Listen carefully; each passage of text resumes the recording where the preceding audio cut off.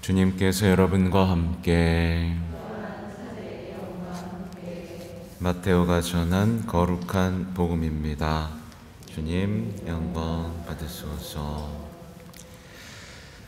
예수님께서 성전에 가서 가르치고 계실 때 수석사제들과 백성의 원로들이 예수님께 다가와 말하였다.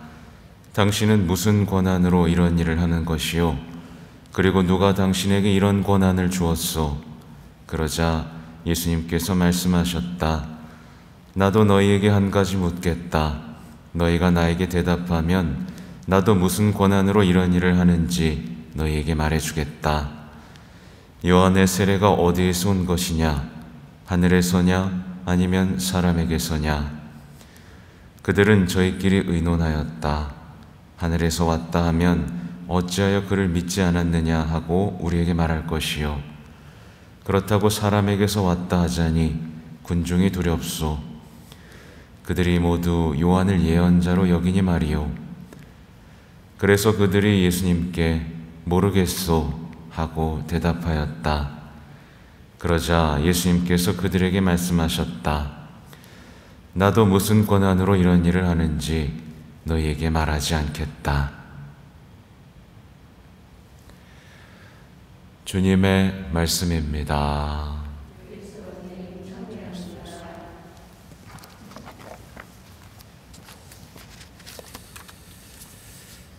기도하는 가정의 해, 주님 저희와 함께 머무소서. 오늘 예수님께서는 성전에서 가르치시죠. 근데 이제 수석사제들과 백성의 원로들은 그게 마음에 안 들었죠. 사실 이전에 성전 정화를 하셨어요. 그러니까 예수님이 성전에 오셔서 말하자면 그들 눈에는 설치는 것이 마음에 안 들었습니다. 불쾌하고 마음에 들지 않고 굉장히 불편하고 얼른 쫓아내야만 하는 존재가 된 거죠. 이유는 원래 예수님 오시기 전에는 사람들이 다 자기들의 가르침을 따랐고 또 자신들이 성전의 주인이었기 때문에 그렇습니다. 그래서 권한을 묻는 거죠. 당신은 무슨 권한으로 이런 일을 하는 것이요? 누가 당신에게 이런 권한을 주었소? 이 말은 당신은 아무 권한이 없는 사람입니다. 당신은 아무것도 아니고 아무 사람도 아닙니다. 라고 이렇게 선언하는 겁니다. 실제로 그렇죠. 실제로 예수님은 사제도 아니고 율법학자도 아니고 자기들하고 공부한 사람도 아닙니다. 그죠? 그러니까 아무 권한도 없는, 그러니까 하나님의 말씀이 사람에 대해서 오셨음에도 불구하고 그렇게 말씀이 선포됨에도 불구하고 자신의 합법적인 권한을 통해서 예수님을 이제 밀어내는 이들의 행태가 드러나죠.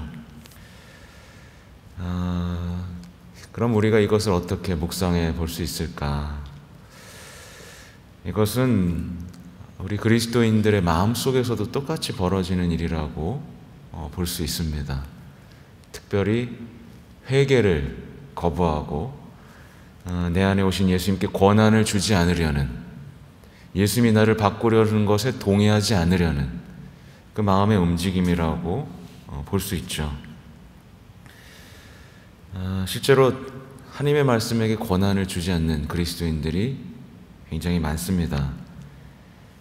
그러니까 마음에 들지 않는 거예요. 나를 밖으로 들어오시는 그 하나님의 말씀이 마음에 들지 않고 그래서 합법적으로 길들이려고 하는 거죠. 결국 변화 없고 완고한 그 신앙이 시작되는 겁니다. 굉장히 끔찍한 일이 지금 시작되고 있는 거죠. 예수님께서는 결정적인 질문을 하시죠. 요한의 세례가 어디서 왔냐? 하늘에서 왔냐? 사람에게서 왔냐? 너무 쉬운 대답이죠. 너무 쉬운 대답인데 이들은 의논을 하죠. 하늘에서 왔다고 하면 믿음이 없다라고 혼날 게 뻔하고, 그렇지 않다, 사람에게서 왔다 그러면 사람들로부터 이제 자신들이 버림받을 것을 이제 아는 겁니다. 그래서 뭐라고 대답하죠? 모르겠소. 모르겠다고 대답하는 거죠. 오늘날에도 많은 신앙인들이 하나님을 뭐라고 얘기해요? 모르겠어. 성모님도 모르겠어. 기도하는 것도 모르겠어. 고해성사하는 것도 모르겠어. 이렇게 모르겠소로 일관하죠. 전부 그런 건 아니겠지만 어쩌면 모르겠소라는 대답에는 난 회개하고 싶지 않소. 난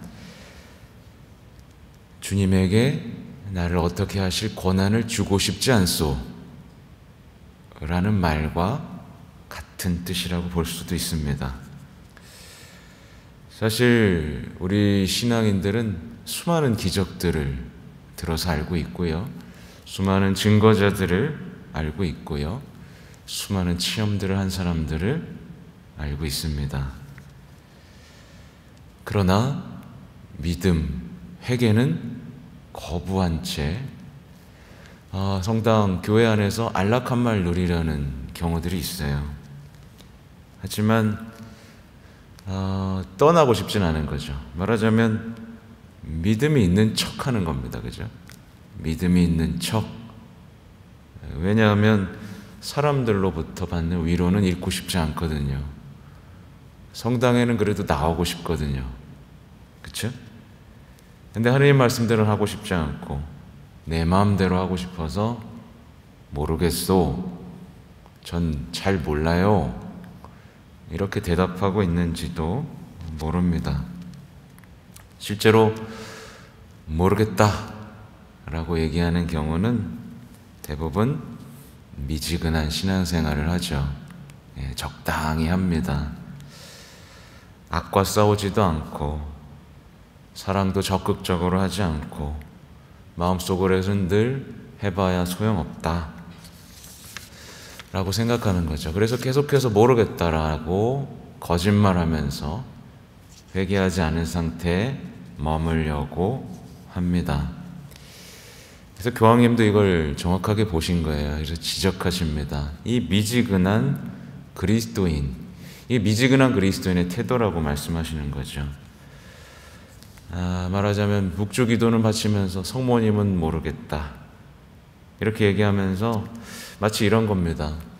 예전에 그 나주 율리아가 강의 다닐 때 주머니에 장미향수를 묻힌 걸 갖고 다녔다고 하죠. 그 사람들이 보면서 우와, 저 사람에게서 장미향이 나네, 그러면서 홀딱 반했다고 해요. 그러니까 거칠해하는 거죠. 꾸며서 자신이 그리스도인 것처럼 하지만 모르겠소. 또 교황님께서는 이게 일관성 없는 태도, 하느님을 궁지로 몰아넣는 태도라고 합니다. 협박하는 거예요. 주님, 저 이렇게 해주시지 않으면 저 성당 안 나갈 거예요. 자기 마음으로 끌어들이는 거죠. 그렇죠? 회개는 거부한 채 자기 말을 들어달라고. 근데 예수님께서는 이렇게 대답하시죠. 나도 무슨 권한으로 이런 일을 하는지 너희에게 말하지 않겠다.